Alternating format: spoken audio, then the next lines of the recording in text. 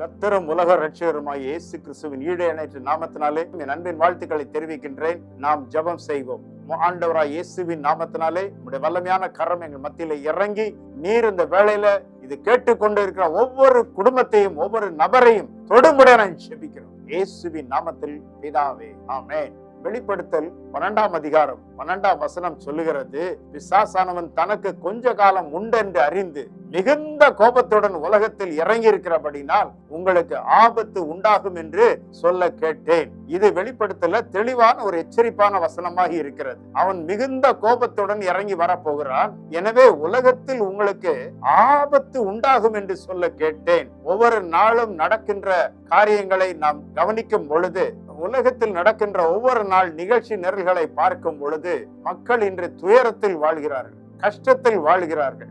எனக்கு ஏன் இந்த காரியம் வருகிறது என்று காரணம் 1 யோவான் 5:19 சொல்லுகிறது, உலகம் முழுதும் பொல்லாங்கனுக்குள் கிடக்கிறது என்று. உலகம் முழுதும் அவனை சீரழித்து மக்களை அழித்து நொறுக்கி கொண்டிருக்கிறான். ஒவ்வொரு மக்களும் இன்று இரத்த கண்ணீரில் வாழ்கிறார்கள். ஒவ்வொருவரும் இன்று மன வேதனையினாலும் எத்தனை காரியங்கள் இன்றைக்கு அவமானத்தை பார்த்து கொண்டே இருக்கிறார்கள். காரணம் என்ன?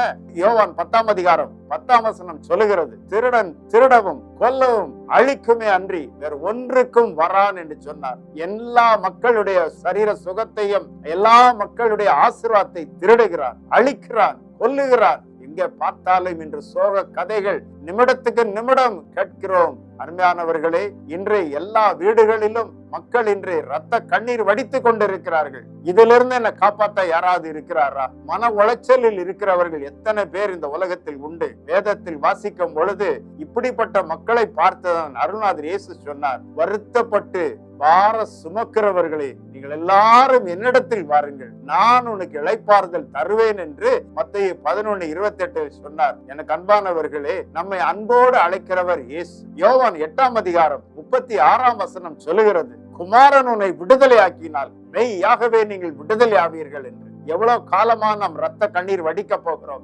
இழந்தது போதாதா? எத்தனையோ இடங்களுக்கு நீங்கள் சென்றால் ஒரு காலத்தில் இவர்கள் நன்றாக வாழ்ந்தார்கள், நன்றாக இருந்தார்கள், வாழ்ந்து கெட்ட இடம். எனக்கு அன்பானவர்களே, நமக்கு இதிலிருந்து விடுதலை கிடைக்குமா? பிசாசு பிடியிலிருந்து எனக்கு விடுதலை கிடைக்குமா?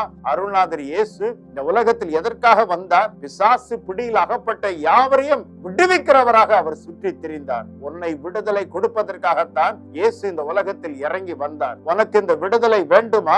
யாரா இருந்தாலும் சரி, எந்த மார்க்கத்தை சேர்ந்தாலும் சரி, இயேசு கிறிஸ்துவினிடத்தில் வருவாய் என்றால் நிச்சயமாக உனக்கு விடுதலை உண்டு. என் ஆண்டவராய் இயேசு கிறிஸ்துவால கூடாத காரியம் ஒன்றுமில்லை. அருள்நாதர் இயேசு என்ன சொன்னார்? என்னிடத்தில் வருகிறவனை நான் புறம்பே தள்ள மாட்டேன் என்று. இந்த பிரச்சனையிலிருந்து எனக்கு விடுதலை கிடைக்காதா? எனக்கு விரோதமாய் இவ்வளவு காரியங்கள், மாந்திரியங்கள், சூனியங்கள் செய்திருக்க விடுதலை கிடைக்காதா? உனக்கு கட்டாயமாய் விடுதலை கிடைக்கும். இயேசு கிறிஸ்து ஒருவர் தான் உனக்கு விடுதலை கொடுக்க முடியும். அருள்நாதர் இயேசுவினிடத்துல வா, முழுமையாக ஒப்பு கொடு. ஆண்டவரே, என்னை காப்பாற்றும், என்னை காத்து கொள்ளும், எனக்கு விடுதலை வேண்டும் என்று கர்த்தர் நிச்சயமா உனக்கு விடுதலை கொடுப்பார். நீ பட்ட கண்ணீர், வேதனை எல்லாவற்றுக்கும் ஒரு முடிவு உண்டு. இன்றைக்கே விடுதலை உண்டு, பயப்படாது. கர்த்தர் உனக்கு விடுதலை கொடுப்பார். எனக்கு அன்பான சகோதரனை, சகோதரியே, உனக்கு இந்த விடுதலை வேண்டுமா? நிச்சயமா ஆண்டவராய் இயேசு கிறிஸ்து உனக்கு கட்டாயமாய் விடுதலை கொடுப்பார். எப்பேற்பட்ட பிரச்சனையா இருந்தாலும் சரி, யார் உனக்கு எந்த தீமை செய்தாலும் சரி, பயப்படாது. கர்த்தர் பெரியவர். நாம் ஆராதிக்கிற இயேசு கிறிஸ்து பெரியவராய் இருக்கிறார். இன்றைக்கு அவன் உலகம் முழுதும் மக்களை கெடுக்கிறான், சீரழிக்கிறான், நாசப்படுத்துகிறான். ஆனால் என் ஆண்டவராய் இயேசு கிறிஸ்து கட்ட பிசாசினால் பிடிக்கப்பட்ட மக்களை விடுதலை செய்வதற்காக அவர் சுற்றி திரிந்தார். இன்றைக்கும் அவர் மக்களை விடுதலை கொடுத்து கொண்டே இருக்கிறார். இந்த குரலை கேட்டுக்கொண்டு என் காட்சியை பார்த்து கொண்டிருக்கிற அருமையான நேயர்களே, உனக்கு விடுதலை வேண்டுமா? உனக்கு இந்த பாதிப்பிலிருந்து விடுதலை வேண்டுமா? உன் குடும்பத்துக்கு விடுதலை வேண்டுமா?